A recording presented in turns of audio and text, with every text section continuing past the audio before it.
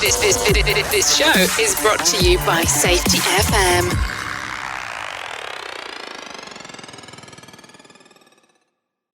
The following program is rated for mature audiences. It may contain adult language, adult situations, and frank safety discussions. The names and certain details have been changed to protect the safe and the unsafe. But believe me, every item in here is true. I did not appreciate how important eyesight was until I had some corrective surgery on my eyes. We ran into some complications and I was legally blind for 3 days. I couldn't see anything, and I mean anything, clearly. Eventually, my eyesight improved, and I ended up with 20/10 vision in both eyes. However, it was a hellish 3 days. I don't want to go through that again, and I really don't want anyone I know to go through that either. For a couple of years after that experience, I had an unbelievable passion for eye safety. Who wouldn't? Eye protection, today on Safety Wars. Across all OSHA regulations, the same basic requirements exist for all PPE, including eye protection. An employer needs to do an assessment of eye hazards in the workplace, and if eye hazards cannot be eliminated using the hierarchy of controls, then your employer needs to supply some type of eye or face protection. What are some of the basics of eye protection?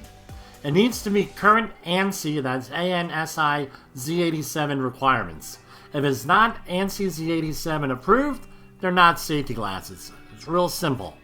If you are dealing with high levels of dust or dangerous liquids, some type of dust goggles or chemical protective goggles should probably be worn. There are many different styles and models of safety glasses, from an amber colored one for low light conditions, laser protective glasses and goggles, welding goggles and shields, and various tints for various applications. But the important thing is that you need to do an assessment for what you need. One of the questions I get all the time is, should I wear eye protection at all times?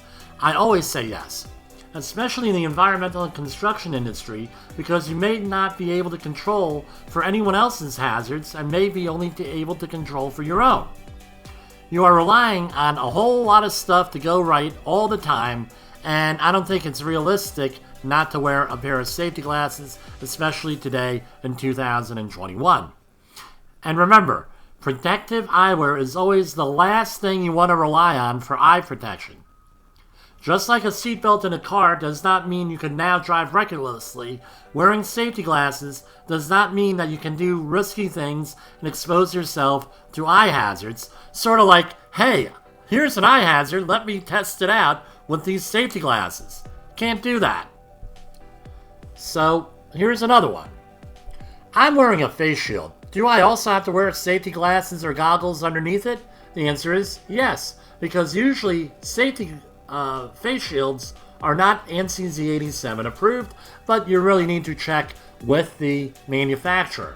A couple of years ago, I had a problem where someone said, I'm not wearing safety glasses because I'm wearing this really nifty face shield, and I was told I don't have to wear safety glasses underneath it.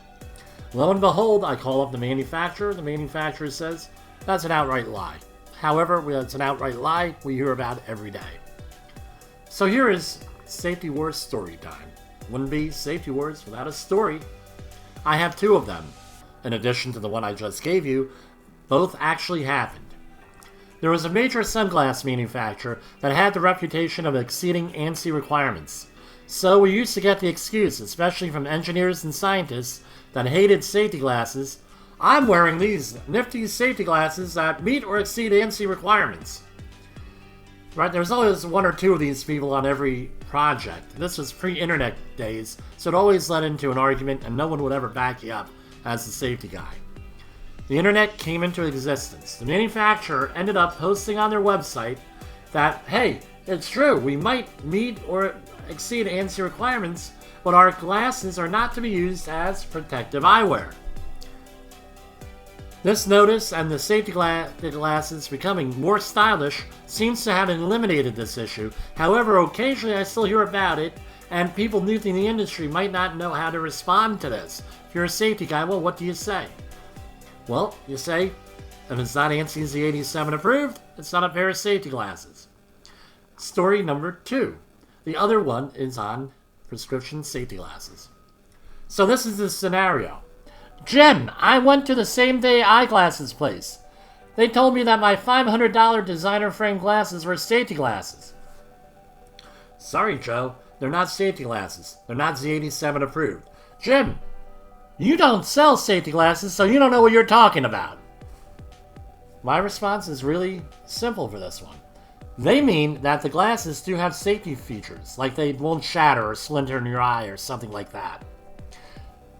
That does not mean that they are ANSI Z87 approved. And if they did sell them to you on this basis, and you want what they were saying to you, they lied to you, and you should probably ask for your money back. And, finally, why aren't you angry at them like you're angry at me? They're the ones who lied to you, after all. Then, if that doesn't suffice, what's the next thing? Give me the name of the person and the place where they sold it to you so I can give a safety training class to them. Right, there's an opportunity for a new customer here. Strangely enough, I never get that info, and the person ends up getting the correct equipment. Let me point out that there are prescription, ANSI-approved safety glasses, or over-the-glasses safety equipment, available for all of these situations. Eye injuries are one of the last injuries you want to have, and remember, you only get one set of eyes. For Safety Wars, this is Jim Posel. The views and opinions expressed on this podcast are those of the host and its guest and do not necessarily reflect the official policy or position of the company. Examples of analysis discussed within this podcast are only examples. They should not be utilized in the real world as the only solution available, as they are based only on very limited and dated open source information. Assumptions made within this analysis are not reflective of the position of the company. No part of this podcast may be reproduced, stored in a retrieval system, or transmitted in any form or by any means, mechanical, electronic, recording, or otherwise, without prior written permission of the creator of the podcast, Jay Allen.